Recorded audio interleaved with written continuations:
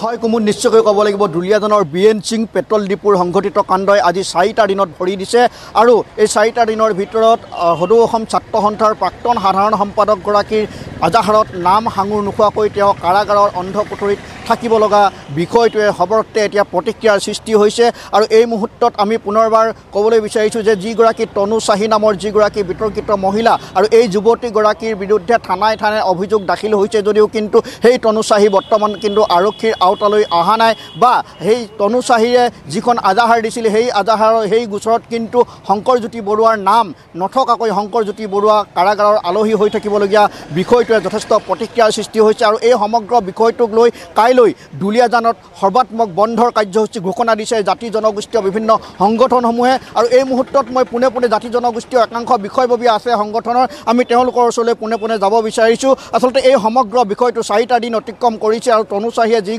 অসমীয়া বিদ্বেষী যি মন্তব্য কৰিলে আনহাতে শংকৰজ্যোতি বৰুৱাৰ আজাহাৰত কোনো নাম নথকাকৈ আজি 4টা দিনে কেন্দ্ৰীয় কাৰাগাৰত থাকিব লগা হৈছে এই পৰ্যন্ত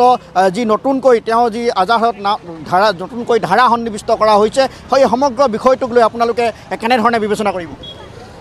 চাওক আমি জাতীয় জনগোষ্ঠী ঐক্য মঞ্চে ভাবোঁ যে বিষয়টো ৰাজনৈতিকৰণ কৰা হৈছে যিহেতু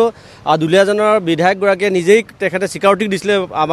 আপোনালোকৰ আগত যে মই SP আৰু DC কথাটো অৱগত কৰিছোঁ এই বিষয়টো সেই গতিকে ৰাজনৈতিক ইয়াত ৰহণ হনা হৈছে শংকৰজ্যোতি বৰুৱা নিৰ্দোষী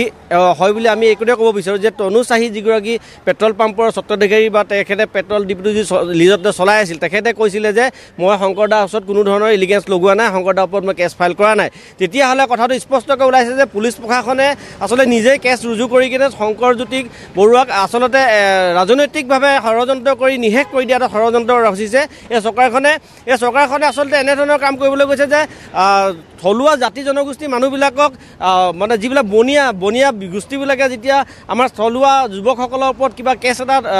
FIR এখন দিয়াৰ লগে লগে এৰেষ্ট কৰি কিনে তেওঁলোকক জেল হাজতলৈ প্ৰেৰণ কৰে কিন্তু আমি দেখা পাইছোঁ আমিও বহু সময়ত সংগঠনবিলাকে আমিও বিভিন্ন কাৰণত আমি তেখেতসকলৰ ওপৰত বা বিভিন্ন ধৰণৰ মানুহৰ ব্যক্তিৰ ওচৰত আমি যেতিয়া কেছ ফাইল কৰোঁ তেতিয়া কিন্তু তেখেতসকলৰ ওপৰত কোনো ধৰণৰ ইনিচিয়েটিভ লোৱা আমি দেখা নাপালোঁ সেই গতিকে জাতিৰ মাটি ভেটি যি চৰকাৰৰ কথা কৈছিল যে অসমীয়া জাতিক সুৰক্ষা দিবলৈ বিজেপি চৰকাৰে নেতৃত্ব লৈছে তেওঁলোকে যিসমূহ নেতা পালি নেতা আছে কিন্তু আজি দেখা পালোঁ যে ৰাজনীতিকৰণ সম্পূৰ্ণভাৱে ৰাজনীতিকৰণ কৰা হৈছে আৰু জাতিৰ মাটি ভেটিৰ ওপৰত মাত মতা প্ৰতিটো বলিষ্ঠ সংগঠনৰ যি নেতৃত্ববৃন্দ আছে তেখেতসকলক আচলতে ভৰিয়ে মোহাৰি দবাই ৰাখিবৰ কাৰণে এই চৰকাৰখনে ব্যৱস্থা কৰিছে বুলি আমাৰ অনুভৱ হৈছে সেই গতিকে তনু চাহিক যেতিয়ালৈকে গ্ৰেপ্তাৰ নকৰিব তেতিয়ালৈকে কিন্তু দুলীয়াজান অশান্ত হ'ব অহা কাইলৈ কিন্তু দুলীয়াজান বন্ধ দিয়া হৈছে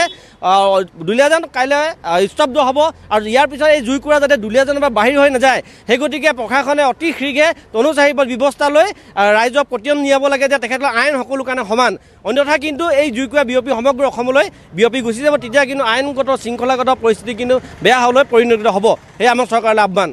হয় কুমুদ নিশ্চয়কৈ আচলতে যিটো 89 যিটো 89 নং গোচৰত বৰ্তমানো কিন্তু শংকৰজ্যোতি বৰুৱা কাৰাগাৰত আচলতে তেওঁ জামিনবিহীনভাৱে তেওঁ গ্ৰেপ্তাৰ হৈ থাকিবলগীয়া হৈছে আৰু